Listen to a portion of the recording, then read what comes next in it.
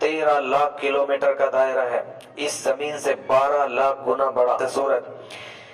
ایسی رفتار اللہ تعالیٰ نے اس کے اندر رکھی، 6 لاکھ کلومیٹر پرتی گھنٹہ کے حساب سے وہ دوڑ رہا ہے۔ 1.5 کروڑ سینٹی گریڈ تک اس کے اندر حرارت پیدا ہو رہی ہے، پرتی سیکنڈ کے اندر 50 کروڑ ایٹم بم کے پھٹنے کے برابر جو ایک حرارت ہوتی ہے وہ ہر سیکنڈ میں اس کے اندر ہوتی ہے۔ ایسے بڑے بڑے دھماکے 50 کروڑ بموں کے پھٹنے کے برابر حرارت اور دھماکے ہر سیکنڈ میں ہو رہے ہیں۔ اتنی حرارت والی اتنی بڑی بلا، اتنی بڑی مخلوق، اتنی طاقتور بھی، اس کے باوجود بھی جب اس کو ایک آرڈر ہو گیا۔ اعوذ باللہ من الشیطان الرجیم،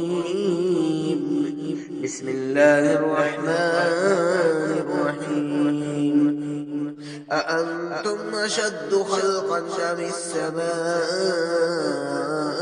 بناها رفع سمكها فسواها وأغطش ليلها وأخرج ضحاها والأرض بعد ذلك دحاها أخرج منها ماءها ومرعاها والجبال أرساها متاعا لكم ولأنعامكم فإذا جاءت الطامة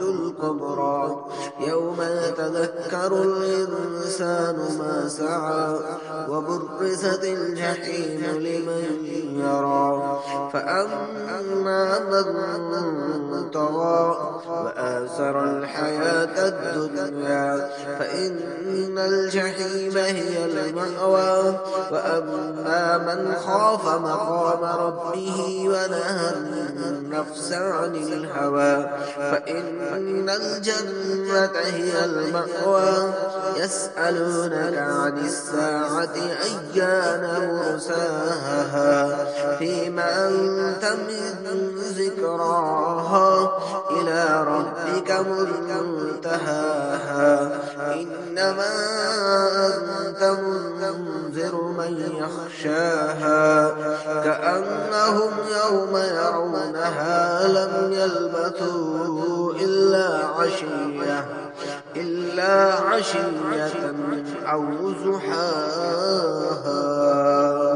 اللہ تعالیٰ نے ارشاد فرمایا ہے حل اتاک حدیث موسیٰ، یہ واقعہ، یہ قیامت کے بارے میں کچھ باتیں عرض کر دینے کے بعد، قیامت کے بارے میں، قیامت کو قائم کر دینے کے بارے میں اور اس کو بہت پختہ طریقے سے بیان کر دینے کے بعد اللہ تبارک و تعالی نے آگے حضرت موسیٰ علی نبینا علیہ الصلاۃ والتسلیم کے واقعے کا تذکرہ فرمایا ہے۔ چونکہ ظاہر سی بات ہے حضرت محمد الرسول اللہ صلی اللہ تعالی علیہ وسلم اس قرآن کے پہنچانے والے ہیں، آپ اپنی قوم کے سامنے یہ اللہ کا قرآن رکھتے ہیں، اور ظاہر سی بات ہے آپ کو تکلیف ہوتی تھی، آپ پریشان ہو جاتے تھے، تو آپ کی تسلی کے لیے کہ محمد صلی اللہ علیہ وسلم آپ پریشان نہ ہوئیے۔ یہ تو پہلوں کے ساتھ بھی ہوا ہے، حضرت موسیٰ علیہ الصلاۃ والتسلیم کے ساتھ بھی ہوا ہے، ان کی قوم اور اس وقت کے لوگ بھی ان کے ساتھ یہی سب بدتمیزیاں کرتے گئے اور ان کی مخالفت پر لوگ کھڑے ہوئے، پریشانیاں آئی، صبر کیا، استقامت رکھی، آپ بھی صبر کیجئے، آپ ٹینشن نہ لیجئے، پریشان نہ ہوئیو۔ لہٰذا اللہ کے رسول صلی اللہ علیہ وسلم کی تسلی کے لیے، اور ظاہر سی بات ہے تکلیف تو ہونی تھی کہ جبکہ امام الانبیاء حضرت محمد الرسول اللہ صلی اللہ علیہ وسلم کی زبان مقدس ہو، بالکل سچائی والی زبان مقدس ہو اور پہنچایا جانے والا کلام اللہ کا کلام ہو، اس کے بعد بھی لوگ کیل و کال کرے، اور جبکہ وہ باتیں کرنے والے صرف بات پر منحصر نہ ہو، آپ کے بارے میں ہی لوگوں کو کشمکش میں ڈال دے کہ یہ مجنون ہے، یہ ساحر ہے، یہ فلاں ہے، یہ اپنے آبا و اجداد کا بہت بڑا منحرف ہو چکا ہے، اور یہ اپنے آبا و اجداد کا دشمن ہو گیا ہے، یہ اپنے قوم کا دشمن ہو گیا ہے، یہ لوگوں کو لڑوانا چاہتا ہے، یہ بھائی کو بھائی سے جدا کر دینا چاہتا ہے۔ ظاہر سی بات ہے یہ باتیں تو ٹھیس پہنچانے ہی والی تھی، آپ کو تکلیفیں پہنچ رہی ہے، تو ان تکلیفوں ہی کے عوض میں اللہ تعالیٰ نے آپ کی تکلیف کو آسان کرنے کے لیے حضرت موسیٰ علیہ الصلاۃ والتسلیم کے اس واقعے کو ارشاد فرمایا ہے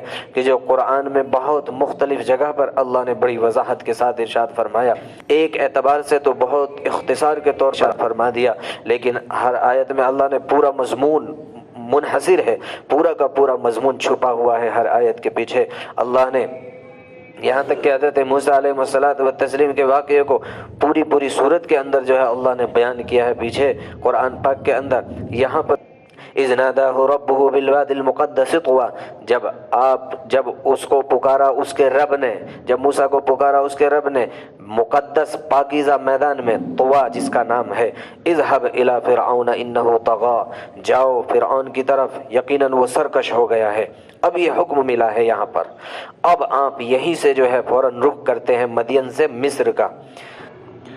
سورۃ النازعات میں قیامت کا اس بات تھا، شروع کی آیتوں میں قیامت کو اللہ تبارک و تعالیٰ نے ثابت کیا، درمیان میں حضور اکرم صلی اللہ تعالیٰ علیہ وسلم کو سکون کے لیے، آپ کی تسلی کے لیے، آپ کی تشفی کے لیے اللہ تعالیٰ شانہ نے حضرت موسیٰ علیہ الصلوۃ والتسلیم کے واقعے کو ذکر فرمایا۔ یہاں سے اب اللہ تبارک و تعالیٰ اسی قیامت کو ثابت فرما رہے ہیں دلائل سے۔ قیامت کا اس بات تھا شروع میں، تو یہاں پر اب اللہ تبارک و تعالیٰ کچھ دلائل پیش فرما رہے ہیں، دلائل ارشاد فرما رہے ہیں کہ دیکھو یہ جو کہہ رہا ہے، یہ تمہارا جو وجود ہے یہ بہت بڑی چیز نہیں ہے، یہ 4 اور 5 اور 6 اور 7 فٹ کا جو ایک باڈی ہے، یہ ایک وجود ہے، یہ تو کچھ بھی نہیں ہے، ہمارے پاس بہت بڑی بڑی طاقتیں ہم نے بنا دی ہیں۔ اَأَنْتُمْ أَشَدُّ خَلْقًا أَمِ السَّمَاءُ بَنَاهَا، کیا تم زیادہ سخت ہو تخلیق کے اعتبار سے یا آسمان؟ تم زیادہ بڑے ہو یا یہ آسمان؟ تم زیادہ طاقتور ہو یا یہ آسمان؟ تمہاری چوڑائی اور تمہاری لمبائی اور تمہاری طاقت اور ہر اعتبار سے کیا تمہارا بنا دینا آسان ہے یا آسمان کا؟ ظاہر سی بات ہے آسمان بڑا ہے اور انسان چھوٹا ہے۔ ام السماء بناہا، کہ اس کو بنایا، رفع سمکہا فسواہا، بلند کیا اس کی چھت کو پھر اس کو درست کیا۔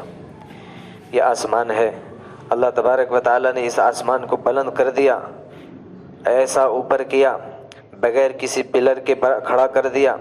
زمین کے اندر ہم کوئی ایک ذرا سا بھی ایک چھر ڈالتے ہیں تو پلر کی ضرورت پڑتی ہے، ذرا سی ایک چیز بھی نہیں روک سکتے۔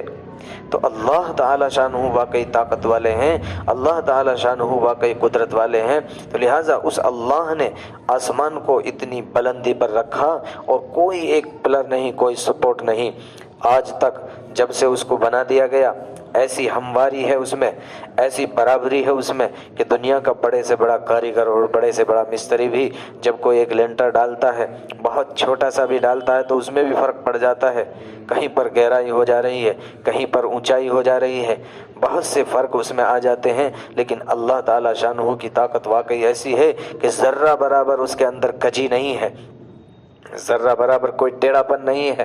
وَأَغْطَشَ لَيْلَهَا وَأَخْرَجَ ضُحَاهَا، دوسری دلیل اللہ نے پھر اور آگے ارشاد فرمائی، اور اللہ نے جو ہے اس کی رات کو تاریک بنا دیا اور بنایا اس کی راتوں کو تاریک، وَأَخْرَجَ ضُحَاهَا، اور اس کے دن کو روشن۔ اللہ تبارک و تعالیٰ ہی تو ہے، یہ دن تھا اب رات آ گئی ہے، اس رات میں اندھیرا آ گیا ہے، تو اس اندھیرے کا لانے والا کون ہے؟ یہ رات کا لانے والا کون ہے؟ اس رات کا لانا اور اس سے پہلے بنانا، اس کا بنانے والا کون ہے؟ تو یہ ساری کی ساری چیزیں تو واقعی وہ ہیں کہ ان پر تو غور کرنے کی ضرورت ہے۔ تم جو انکار کر رہے ہو اے مکہ کے لوگ، اے قریش مکہ اور ساری دنیا کے اندر جو بھی جس وقت بھی اب ہو یا اب سے پہلے یا آج کے بعد، سب کے لیے ہے کہ غور تو کریں، غور تو کرے، واقعی یہ ساری کی ساری چیزوں کو بنانے والا اللہ ہے، تو تم کیسے انکار کر سکتے ہو اس بات کا کہ نہیں اٹھایا نہیں جائے گا، قیامت نہیں ہوگی، کیسے اٹھایا جائے گا جبکہ ہماری ہڈیاں بہت سیدھا ہو جائے گی؟ نہیں، وہ بڑی طاقتوں والا ہے۔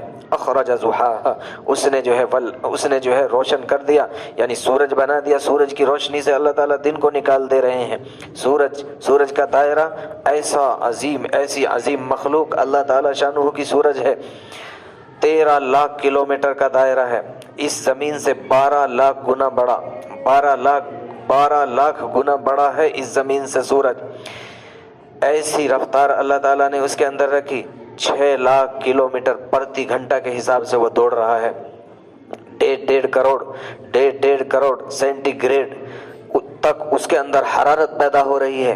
प्रति सेकंड के अंदर 50 करोड़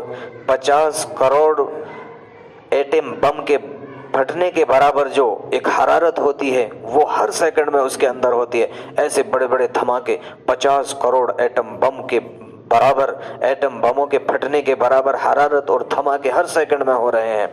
इतनी हरारत वाली, इतनी बड़ी बला, इतनी बड़ी मखलूक, इतनी ताकतवर भी, इसके बावजूद भी जब उसको एक ऑर्डर हो गया, जब उसको एक हुक्म हो गया, तुझे यहाँ से चलना है, एक वक्त दे दिया जा रहा है, 1 साल का पीरियड है, यहाँ से चलना है, वहाँ पहुँचना है, एक लम्हा इधर उधर नहीं है, तो तुम क्या हो? तुम अपनी हैसियत को तो जानो, अपनी हैसियत के ऊपर तो नज़र डाल लो।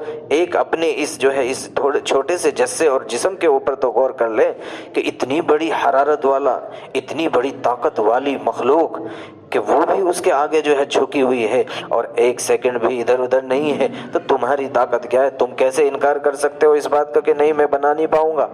तो जो ज़ात, जो अल्लाह जल्ल जलालुहु ऐसी ताकतों को भी पैदा करने पर कादिर है, तो वो तुम्हें दोबारा क्यों नहीं पैदा कर सकता? वो ज़रूर तुम्हें पैदा कर देगा। अर्ज़ बअद ज़ालिका दहाहा, और ज़मीन को बनाया, ज़मीन का दायरा 24,000 मील के बराबर इस ज़मीन का दायरा है।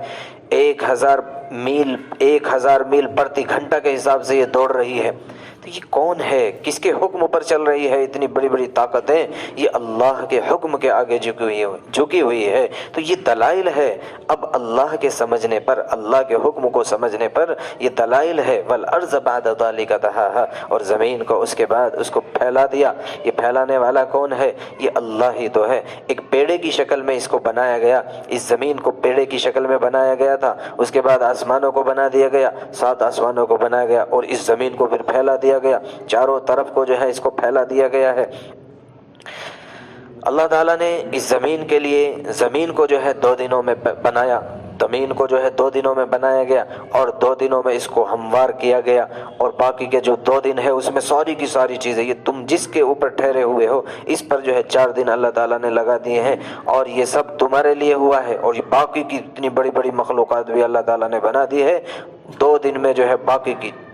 अल्लाह तबारक व तआला ऐसी ताकतों का मालिक है कि 6 दिन में सब का सब निज़ाम बना दिया। अल्लाह चाहते तो सेकंड में भी बना दे। अल्लाह ताला शानों के लिए मुश्किल नहीं है, लेकिन बहरहाल इंसान जो है ज़ाहिरी असबाब को देखने वाला है। इंसान को कुछ चीज़ों को समझने के लिए और कुछ चीज़ों को बनता हुआ देखने के लिए टाइम चाहिए होता है। इसी हिसाब का इसके अंदर कैपेसिटी है, इसके अंदर दिमाग है, उसी चीज़ को ये समझ पाता है। वरना तो ये एक जादू और एक जो है एक मौजिज़ा ही उसको कह करके अलग कर देते हैं। तो गौर उसमें करता है, जिसको देखता है बनता हुआ, जिसमें टाइम लगता हुआ देख रहा होता है, उसमें जल्दी से गौर करने लग जाता है। बहरहाल अल्लाह ताला शानहू ने ये गौर के लिए बनाई है। वल अर्ज़ बअद ज़ालिका दहाहा, ज़मीन को इसके बाद बनाया और उसके बाद फैला दिया। अखरज मिन्हा माअहा व मरआहा, निकाला उससे उसका पानी, व मरआहा, और उसके चारे। ज़मीन से सब्जियां निकल रही हैं, फ्रूट निकल रहे हैं, बागात के अंदर से फल आ रहे हैं। एक ही खेत है, एक ही खेत के अंदर एक पेड़ अमरूद का है, एक सेब का है, एक अनार का है, एक अनानास का है। दोनों चारों जो है एक ही साथ है, लेकिन एक पर कुछ और आ रहा है, एक पर कुछ और आ रहा है, एक का जायका कुछ और है, एक का जायका कुछ और है। ये कौन है करने वाला? ये तो अल्लाह है। तुम्हारे जानवरों के लिए चारे जो है निकाल रहा है, उनको खिलाने के लिए, ताकि तुम उससे काम बनाओ अपने। वल जिबाला अरसाहा, ये ज़मीन जब बना दी तो हिल रही थी। वल जिबाला अरसा, कौन था जो इसको रोक कर दिखा देता? कौन था जो इस पर रह करके दिखा देता? वल जिबाला अरसाहा, जिबाल और पहाड़ों को बनाया और गाड़ दिया उसको उसके अंदर। ये तो अल्लाह ने किया है, कोई नहीं था। अल्लाह ही की है हुकूमत यहाँ पर, और अल्लाह ही की हुकूमत रहेगी बाद में भी। मताअल लकुम व लिअनआमिकुम, ये तुम्हारे लिए सामान है, व लिअनआमिकुम, और तुम्हारे लिए इनाम है। कितने इनामात, इतने इनामात है कि अल्लाह ने ये सारे के सारे निज़ाम को भी बनाया। अल्लाह ने जो है एक ज़रा सी चीज़ पर गौर कर लें, अगर अल्लाह ने आसमान बनाया, आसमान के नीचे अल्लाह ने सितारे बनाए हैं। कितने सितारे हैं? सितारों की तादाद के बारे में आता है کہ اتنے ستارے ہیں کہ اگر ایک شخص ان کو گننا چاہے تو 300 کھرب سال لگیں گے ان کو گننے کے لیے. 300 کھرب سال لگیں گے ان ستاروں کو گنتی کرنے کے لیے، 1 2 3 کر کے گننے کے لیے 300 کھرب سال. اس کے بعد اوپر کتنی کہکشائیں ہیں، کتنے جو ہے بلیک ہولز ہے، کتنی جو ہے ستارے ہیں، کتنی جو ہے طبق ہے، کتنے بڑے بڑے ستارے ہیں، کتنی بڑی بڑی مخلوقات ہیں. یہ سارے کی ساری چیزیں تو ہے. اور تمہارے اوپر انعامات. وَإِن تَعُدُّوا نِعْمَتَ اللَّهِ لَا تُحْصُوهَا، اگر تم انعامات کو گننا چاہو تو گن نہیں سکو گے. ساری دنیا مل کر بیٹھ جائے، ساری دنیا کے پانی کو جو ہے صرف روشنائی بنا لو، ساری دنیا کے درختوں کو جو ہے قلم بنا لو، اور ساری کی ساری انسانیت ایک ہی وقت میں بیٹھ جائے لکھنے کے لیے اللہ کے انعامات کو، احسانات کو لکھ نہیں پاؤ گے. وَإِن تَعُدُّوا نِعْمَتَ اللَّهِ لَا تُحْصُوهَا، یہ تو اللہ کا احسان ہے، یہ تو اللہ کا کرم ہے کہ اللہ تعالیٰ شانہ نے یہ سب کچھ بنایا بھی، اور یہ سب کچھ انعامات تمہارے لیے ہی بنا دیے، اور آخرت میں پھر سے تمہارے لیے انعامات کا وعدہ کر رہے ہیں. اللہ کو کیا فائدہ ہے؟ اللہ تعالیٰ شانہ کو تو کوئی فائدہ نہیں ہے، اللہ تعالیٰ شانہ کا تو کوئی نقصان نہیں ہے، یہ سب تو تمہارے لیے ہیں. اتنا سمجھایا کیوں جا رہا ہے؟ یہ تمہاری محبت میں اللہ تعالیٰ شانہ تمہیں سمجھا رہے ہیں.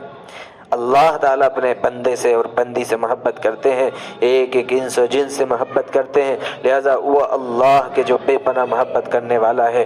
اندازہ لگایا جا سکتا ہے کہ ہر 2 آیتوں کے بعد، ہر 2 صفحے کے بعد، ہر دوسری صورت کے اندر اللہ تعالیٰ وہی بات کرتے ہوئے نظر آتے ہیں، باوجود یہ کہ یہ کلام کوئی ایسا کلام نہیں ہے کہ جس میں جو ہے کچھ بھی بول دیا جائے اور کتنا ہی بڑھا دیا جائے. یہ تو بہت مختصر کلام ہے، یہ تو بہت جامع کلام ہے، اس میں تو بہت اختصار کا خیال رکھا گیا ہے. لیکن چونکہ اللہ تعالیٰ شانہ پیار کرتے ہیں بندوں سے، کیسے بھی کر کے شاید اس بات سے سمجھ جائے، شاید اس آیت سے سمجھ جائے.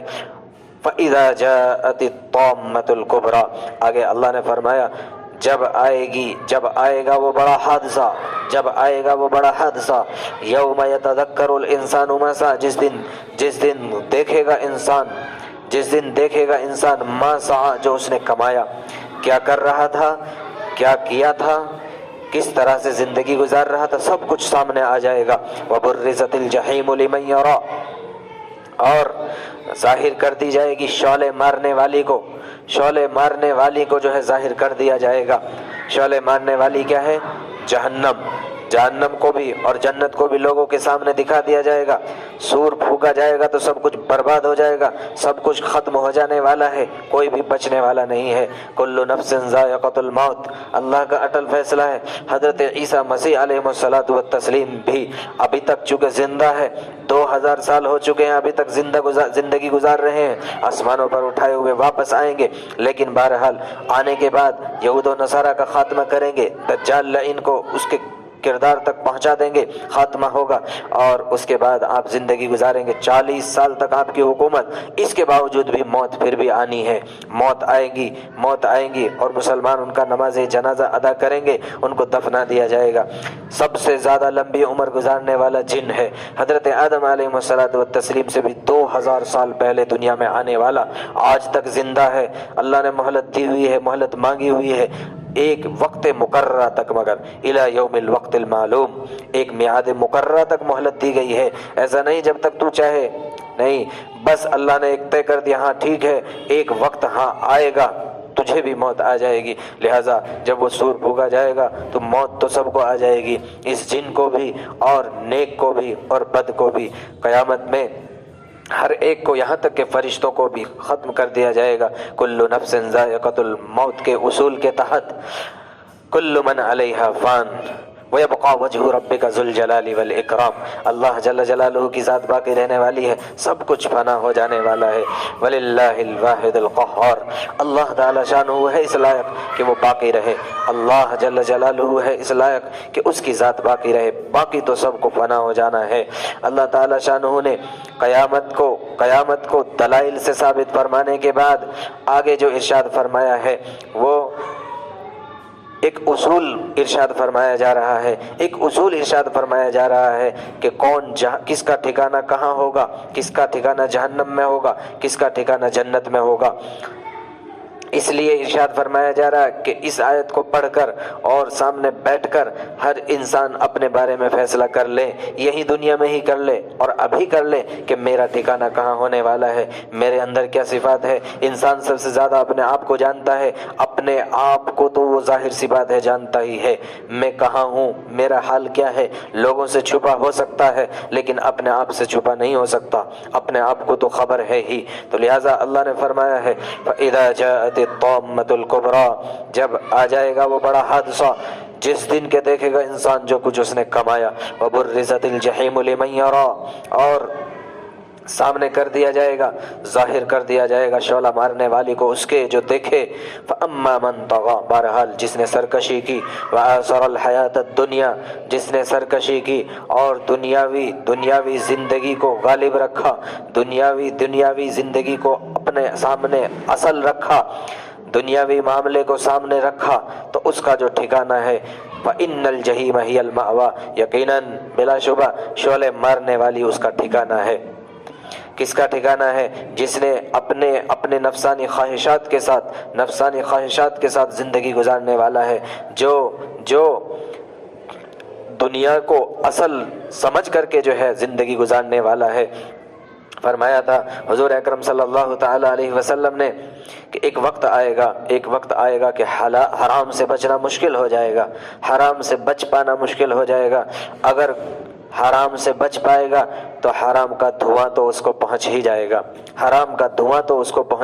گا، فرماتے ہیں تو آج اگر ہم اپنی زندگی کو دیکھیں تو یقیناً اللہ حفاظت فرمائے ہماری، اللہ حفاظت فرمائے ہمارے کاروباریوں کی، اللہ حفاظت فرمائے ہمارے بازاروں کی۔ کتنے لوگوں کے کاروبار ہیں جو سود پر کھڑے ہوئے ہیں، کتنے کاروبار ہیں کہ جو بالکل بے بنیاد چیزوں پر کھڑے ہیں، بالکل غلط پر کھڑے ہیں، حرام پر کھڑے ہیں۔ یہاں دنیا میں مال آتا ہوا نظر آ رہا ہے، لیکن اگر غور کرے گا، اگر یقین آ جائے گا نہیں اللہ کے سامنے جانا ہے، قیامت آنی ہے، مرنا ہے، یہ مال مجھے فائدہ نہیں دے گا، یہ مال تو یقیناً یہی رہ جائے گا، بچے اولاد ہوں گی، اب ان کی مرضی، وہ جو چاہے کرے، وہ عیاشی کریں، وہ جو چاہے کریں گی، تمہیں تو اس کا فائدہ اسی وقت پہنچ سکتا ہے جبکہ یہ اللہ کے بینک کے اندر جمع ہو جائے گا۔ وَبُرِّزَتِ الْجَحِيمُ لِمَن يَرَىٰ، یہ جہنم کو ظاہر کر دیا جائے گا اس کے لیے جو دیکھے۔ سرکشی کرنے والے کا ٹھکانہ اور دنیا کو سامنے رکھ کر زندگی گزارنے والے کا ٹھکانہ ہوگا جہنم۔ فَأَمَّا مَنْ خَافَ مَقَامَ رَبِّهِ وَنَهَى النَّفْسَ عَنِ الْهَوَىٰ، بہرحال جس نے خوف کیا اور جو ڈرا اپنے پروردگار کے سامنے کھڑا ہونے سے، وَنَهَى النَّفْسَ، اور اپنی خواہشات سے اپنے نفس کو روکا، عَنِ الْهَوَىٰ، اور خواہشات سے اپنے نفس کو روکا، فَإِنَّ الْجَنَّةَ هِيَ الْمَأْوَىٰ، بلا شبہ اس کا ٹھکانہ ہے جنت۔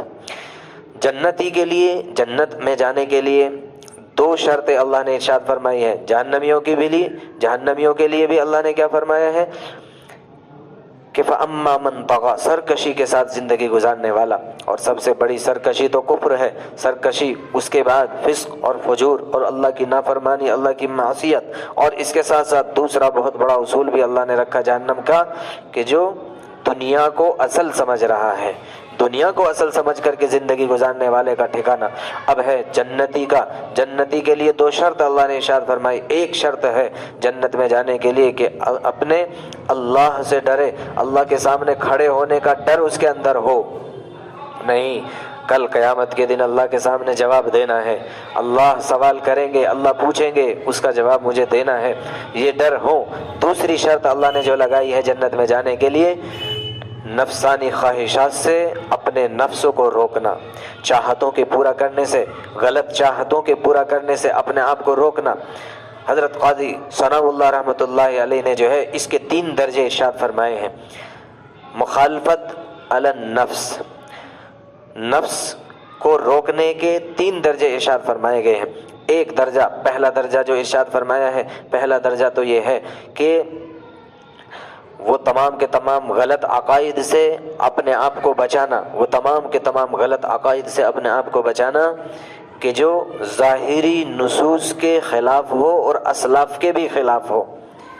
ظاہری نصوص قرآن اور حدیث، ظاہری نصوص کے خلاف جو عقائد ہے اور جو اسلاف کے بھی عقائد کے خلاف ہے، لہٰذا ان سے اپنے آپ کو روکنا۔ تو بہرحال فرماتے ہیں کہ سنی اہل سنت والجماعت کی جماعت میں داخل ہونے کا حق حاصل کر لیتا ہے اس درجے میں پہنچ کر یہ انسان۔ جب یہ غلط عقائد سے رک جاتا ہے تو اب ہے یہ اپنے آپ کو اہل سنت کہلانے والا۔ اہل سنت ہی ہے ایک جماعت جس کی جو جماعت ہے صحابہ کرام رضوان اللہ علیہم اجمعین کی، جو جماعت ہے محمد الرسول اللہ صلی اللہ علیہ وسلم کی، اہل سنت والجماعت۔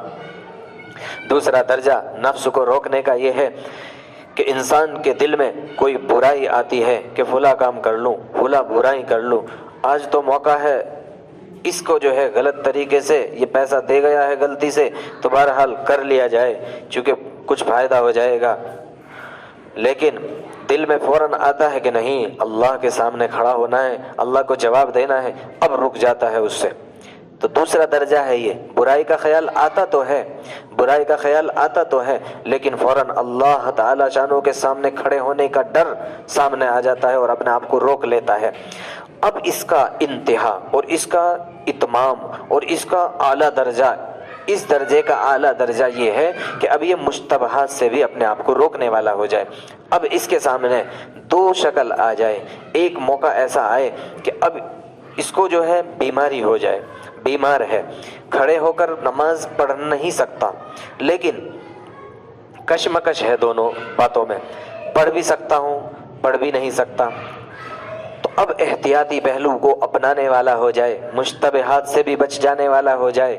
اب یہ بیٹھ کر نہ پڑھ کر، حالانکہ اجازت ہو سکتی تھی، شاید اجازت ہے لیکن اس کے باوجود اب یہ مشتبہ والی چیز تھی اس لیے اس کو چھوڑ کر اب کھڑے ہو کر نماز پڑھتا ہے، باوجود یہ کہ اس کو معلوم ہے اب یہ کشمکش آ رہی ہے۔ ایک کشمکش پیدا ہوتی ہے کہ شاید ٹھنڈ ہے، بہت زیادہ بیماری ہے، شاید میرا عضو چلا جائے گا، یہ کشمکش ہے، لیکن یقینی نہیں ہے، یقینی بات معلوم ہے نہیں ہے کہ نہیں، یقینی تو نہیں ہے، پتہ نہیں جائے گا یا نہیں، لیکن اس کے باوجود اب وہ وضو کرتا ہے، اب وہ پانی کا استعمال کرتا ہے۔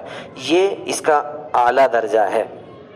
ہر ایک چیز میں حضور اکرم صلی اللہ تعالی علیہ وسلم نے باقاعدہ ارشاد فرمایا کہ تم اپنے آپ کو مشتبہات سے بچانے والے بنو۔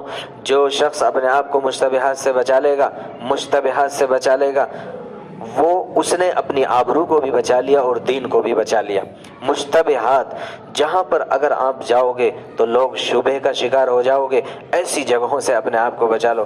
ایک جائز کام ہے لیکن اگر آپ کرو گے تو وہاں سے شاید غلط ہو جائے گا، اس جائز سے بھی اپنے آپ کو بچانا۔ مثال کے طور پر قبر کے اوپر ہاتھ اٹھا کر دعا کرنا جائز ہے لیکن ایسا ہو سکتا ہے کہ آپ کو قبر کے اوپر ہاتھ اٹھا کر دعا مانگتے ایک دیہاتی آدمی دیکھے، ان پڑھ آدمی دیکھے اور وہ دیکھ کر کے اس شبہ کی وجہ سے ایسی غلطی کا شکار ہو جائے گا کہ وہ اگلے دن آئے گا اور وہ وہاں سجدہ شروع کر دے گا۔ وہ چونکہ دیکھے گا کہ آپ تو اچھا جاننے والے تھے، آپ تو عالم تھے، یا فلاں تو اچھا جاننے والا آدمی تھا، دین میں لگا ہوا ساتھی تھا، بہرحال وہ تو چونکہ اسی سے تو کل مانگ رہا تھا تو لہٰذا میں بھی مانگ لیتا ہوں، چونکہ پوچھنے کی رواج نہیں ہے، پوچھنے کا معاملہ نہیں ہے، لہٰذا اپنے آپ کو مشتبہات سے بھی بچانا، ایسی شبہ والے کاموں سے، ایسے شبہ والے راستوں سے اپنے آپ کو بچانا۔ اگر آپ وہاں جاؤ گے تو لوگ کشمکش میں آ جائیں گے، کیوں گئے ہیں آپ ایسے طریقے سے بوتل لے کر کے پانی، یہاں تک کہ شریعت نے کیسی احتیاط رکھی ہے واقعی کہ آپ کو ایک نارمل طریقے سے آپ جو ہے بیٹھے ہوئے ہیں، آپ بوتل سے پانی پینے سے ہی منع کر دیا، ایسا محسوس ہو رہا ہے کہ شاید آپ کچھ اور پی رہے ہیں، کوئی اور کچھ نہ سمجھ لے، یہ بھی مشتبہات ہے۔ ان تمام کی تمام چیزوں سے ایسی احتیاط دی ہے اسلام نے۔ بہرحال تیسرا جو درجہ ہے نفسانی نفس کو روکنے کا، وہ ہے کہ دل کے اندر برائی آئے ہی نہیں، بلکہ ایسی حالت دل کی ہو جائے کہ ہر وقت اللہ اللہ دل پکار رہا ہو، جس کو صوفیہ کرام کی زبان میں کہا جاتا ہے ذاکر فی اللہ، فانی فی اللہ، باقی باللہ، الفاظ بولے جاتے ہیں۔ فنا فی اللہ، اللہ کی یاد میں فنا ہو جانے والا آدمی کہ اس کی دل کے اندر برائی آتی ہی نہیں، یہ حالت مگر سب سے اعلیٰ درجہ ہے عمومی اعتبار سے۔ نبیوں کے بعد صلحاء کے جو ایک عام مومنین ہوتے ہیں ان کے لیے اعلیٰ درجہ ہوتا ہے۔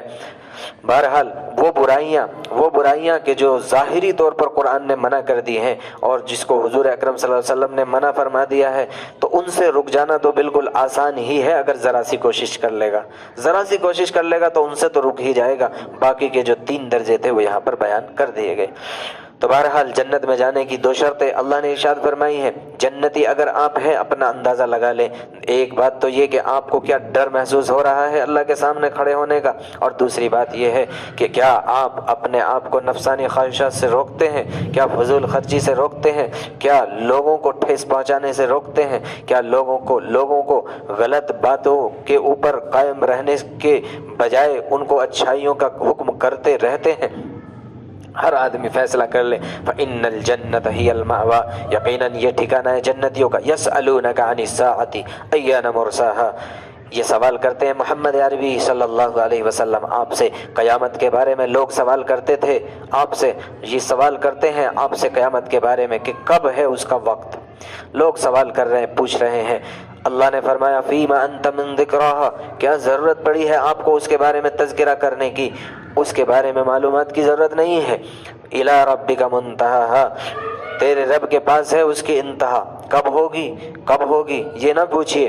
ہاں کچھ چیزیں حضور اکرم صلی اللہ علیہ وسلم نے بتا دی ہے، ایسے حالات آ جائیں گے، ایسی چیزیں پیدا ہو جائیں گی، فلاں قسم کی برائیاں جب آ جائیں گی تو سمجھ لو اب یہ آسمان ٹوٹ جانے والا ہے، اب یہ زمین پھٹ جانے والی ہے، اب سور پھونک جانے کا وقت آنے والا ہے۔ وہ ساری کی ساری چیزوں سے بس اتنا اشارہ فرما دیا۔ ایک ضعیف روایت تو یہ ہے کہ قیامت جو آئے گی جمعہ کے دن آئے گی، اور محرم کا مہینہ ہوگا، اور جمعہ کا دن ہوگا، محرم کا مہینہ ہوگا، یہ ضعیف روایت ہے۔ ایک قوی جو صحیح روایت ہے اس کے اعتبار سے اگر بات کریں تو صحیح روایت کے مطابق یہ ہے، حضور اکرم صلی اللہ علیہ وسلم نے ارشاد فرمایا اللہ تعالیٰ نے آدم علیہ الصلاۃ والتسلیم کو جمعہ کے دن پیدا کیا، اور جمعہ ہی کے دن اللہ نے جنت میں داخل فرمایا، جمعہ ہی کے دن اللہ تعالیٰ نے ان کو جنت سے باہر نکالا، اور جمعہ ہی کے دن اللہ تبارک و تعالیٰ قیامت قائم فرمائیں گے۔ لیکن وہ جمعہ کون سا ہوگا، کون سے مہینے کا ہوگا، کون سی صدی کا ہوگا، یہ تو اللہ تعالیٰ شانہ کے علاوہ کوئی نہیں جانتا، فرشتے بھی نہیں جانتے، انبیاء علیہ الصلاۃ والتسلیم، اور شاید اللہ تعالیٰ اور کسی پیغمبر اور کسی نبی علیہ الصلاۃ والتسلیم کے درمیان راز ہو تو الگ، لیکن عمومی اعتبار سے اس کا علم اللہ جل جلالہ کے علاوہ کسی کو نہیں ہے۔ فیما انت من ذکراہا الی ربک منتہاہا، اس کی انتہا تیرے رب کے پاس ہے۔ انما انت منذر من یخشاہا، یقیناً تو ڈرانے والا ہے اس کو جو ڈر رکھتا ہے اس کا۔